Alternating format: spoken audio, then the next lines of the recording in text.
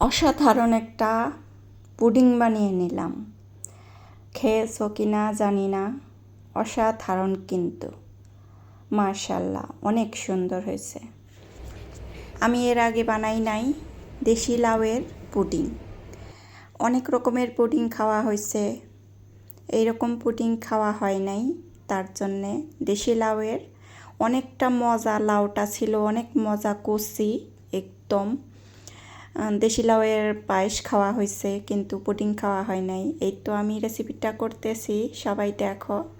অসাধারণ কিন্তু, দেখে স্কিপ করে যেও না, আর কেটে কেটে কেউ দেখো না। আমি এখন সুন্দর করে ধুয়ে নিতেছি, পানিটা ছেঁকে নেব, তারপরে এই লাউটা একটু ভাপ দিয়ে নেব। ভাপ দিয়ে নেওয়ার পরে কিছুক্ষণ রেখে দেব। ভাপ দেওয়ার পরে সাথে সাথে তো আর দেওয়া যাবে না, তার জন্য একটু রেখে দেব। এই তো ভাপ দেওয়া হয়ে গেছে, পরে ছেঁকে নিছি, পানি ছেঁকে নিছি। ছেঁকে নেওয়ার পরে এখন দুধ দিয়ে, চিনি দিয়ে, যা যা দেওয়া লাগে আর কি সব কিছু দিয়ে জাল করে নেব, সুন্দর করে জাল করে নেব। এই তো এখন একটু দুধ দিয়ে শুধু জাল করে নেব এই লাউ। অসাধারণ কিন্তু, মানে খেতে অসাধারণ লাগছে, মানে ইউনিক একটা রেসিপি। ইউনিকই ধরতে গেলে, এটা আমি কখনো করি নাই, এজন্যে আমি আবিষ্কার করে নিছি যে এইভাবে লাউয়ের পুডিং বানানো যায়। এজন্যে এইখানে আমি গুঁড়া দুধ দিয়ে দিলাম, আর একটু চিনি দিয়ে দিছি পরিমাণ মতো, যতটুকু যার প্রয়োজন। এই তো একটা তেজপাতা, একটু সুন্দর একটা ফ্লেভারের জন্যে তেজপাতা, একটু লবণ দিয়ে দিলাম। আমার লবণটা দেওয়াই লাগে, মিষ্টি জিনিসের মধ্যে লবণটা দিলে ভালো লাগে, মিষ্টিটা বোঝা যায়, স্বাদটাও ফুটে ওঠে, মুখের স্বাদ তো লবণেই আসে। এই তো এখন জাল করে নেব, একটু সিদ্ধ, আর একটু সিদ্ধ করে নেব, একটু ঘন হয়ে আসা পর্যন্ত।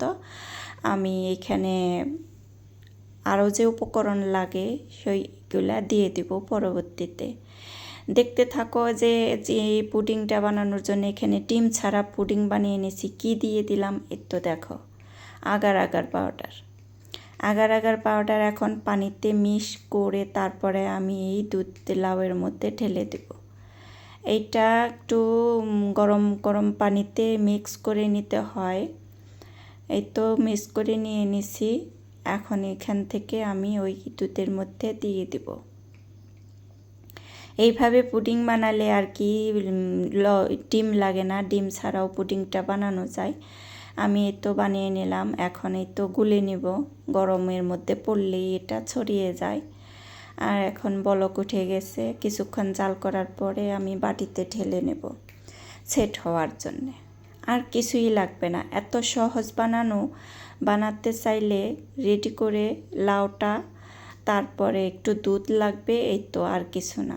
আগার আগার পাউডার তো আমাদের মানে সচরাচর সব বাসায় থাকে, এটা আর কি জোগাড় করা কোনো ব্যাপার না। এখন এই তো ঢেলে নিলাম, গরমটাই ঢেলে নিতে হয়। তারপরে আধা ঘন্টার মতো ফ্রিজে আমি রেখে দিছি, কিছুক্ষণ ঠান্ডা হওয়ার পরে ফ্রিজে রেখে দিছি। পুরা গরমটা রাখা যায় না। এই তো কিছুটা সময় এখানে রাখার পরে আমি তো বের করে নিলাম আধা ঘন্টা পরে। বাচ্চারা তো অনেক বলতেছিল যে বের করলা না, দেখলা না কেমন হইল। ফাইনালি এই তো হয়ে গেছে, এখন এই তো অনেকটা সুন্দর হয়েছে, দেখো তো কত সুন্দর হয়েছে। এখন কেটে নেব, কেটে সবাই একটু একটু করে খাবো, আর সবাই তো খুব প্রশংসা, অনেক মজা হয়েছে, অনেক ভালো লাগলো খেতে। এই তো রেসিপিটা কেমন লাগলো কমেন্টের মাধ্যমে জানিয়ে দিতে পারো। আজকে এই পর্যন্তই, বাই বাই, টাটা, আল্লাহ হাফেজ।